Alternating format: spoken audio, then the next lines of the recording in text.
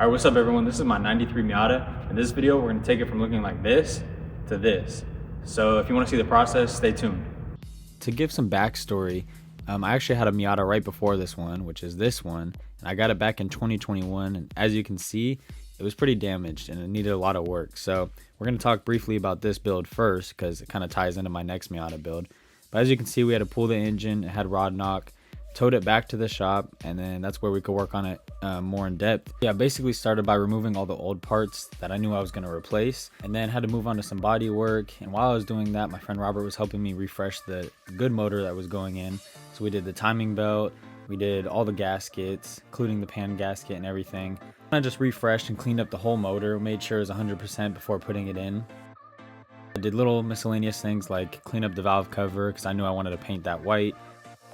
And as you can see, I set up a paint booth, started sanding even more, and shout out to my dad who helped a ton with the body damage. Also, you can see I did the engine bay white. There was a ton of sanding to do on this car, so it took a long time to get everything done and smooth and ready for primer. So I also did undercoating in certain areas, like in the wheel wells, and I also sprayed the valve cover white, like I said.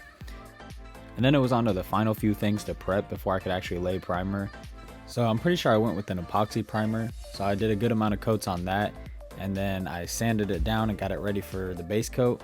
I did a single stage red, and it was super bright. It was a super bright red, but I liked it. And then I took it into the sun to let it cure for a couple days, kind of just bake in the sun. And then after that, I was ready to throw in the refurbished motor. So shout out to Robert for helping me with that.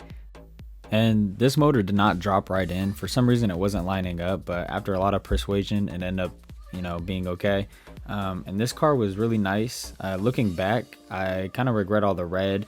I don't really know what I was thinking, but I like the actual paint, but the red top and the red wheels was crazy. But yeah, here's some driving clips, and then we'll get into the next Miata build.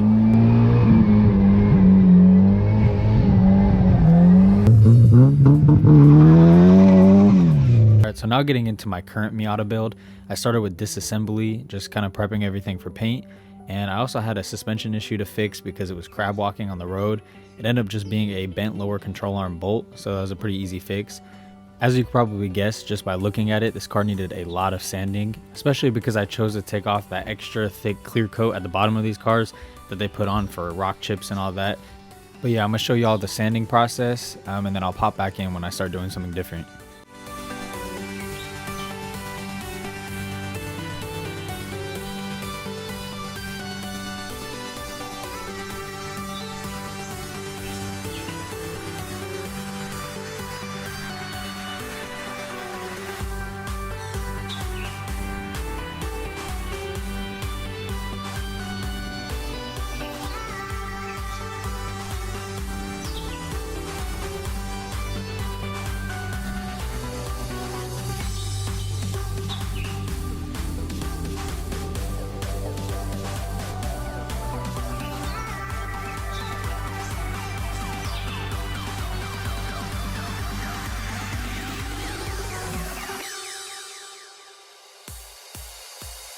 With all the sanding done, it's time to give the car the final wipe down before primer.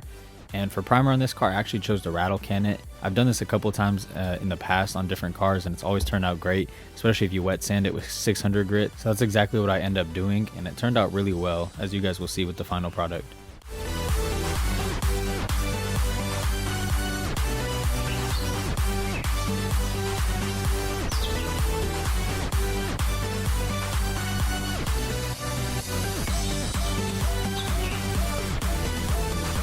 Here I'm just building a makeshift booth, which I've done for all the cars I've painted, and it usually works out pretty good. You just want to make sure it's secure so no plastic actually falls on your car, because it would be tragic.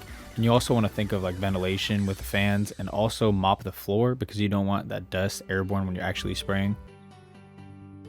In this Miata, I did the jams, and I started with those and then moved on to the rest of the car. And this is a single stage white, so I think I did around 3 to 4 coats. Also, an annoying part of this booth is having to deal with the air hose situation. Just there wasn't a lot of space, and also under the plastic made it a little bit annoying. And then you got to take down the booth, and after that I pulled the car outside and let it bake in the sun for a few days. And with the paint hopefully cured, it is time to reassemble the rest of the car. This car needed a lot of wet sanding because we actually installed an inline dryer to get some of the moisture out the air lines, but something happened with the pressure, so it created a lot of orange peel, so I needed to do a lot of cutting and buffing to get it out. I didn't mask off the brakes that well because I knew I was going to be replacing them with brand new ones and also painting the calipers. And while I was finishing up the brakes, my friend Robert actually helped me swap the top off of my red Miata onto the white one because it was a lot nicer and it had the glass rear window. I also swapped coilovers for my red Miata because they rode a lot better than the ones I put on the white one. And then I was working on the sound system while my dad actually replaced the window track because it was stuck shut. So he got that knocked out, and then I got the whole sound system knocked out.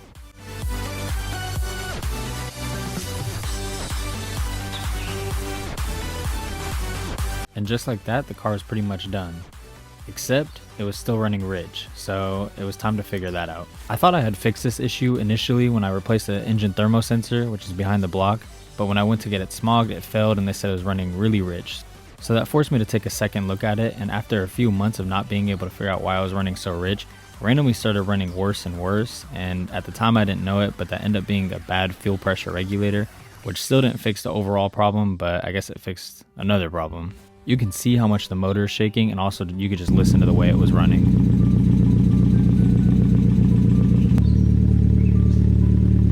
So feeling discouraged, I honestly kind of abandoned this project way longer than I should have.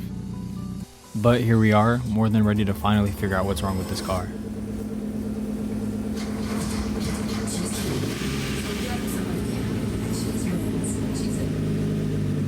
Long story short, I still didn't figure out what was wrong with the car. I found a couple problems along the way, but I've done so much, and I'll just put up a list of everything I've done because you could pause it and read it because it would be a lot to say. But I'll just show you some clips of us trying to figure out what's wrong with it, and then I'll put some shots of the final product at the end.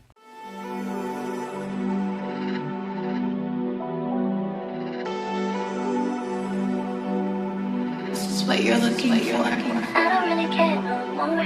Look at what we're fighting for. You being a big shot, had to let the big shot go. Had to tell it no more sure. Yeah. Tell me what I need you for. Tell me why we're both that bored. I don't really care no more. Look at what we're fighting for. Had to tell it no more sure. Another night.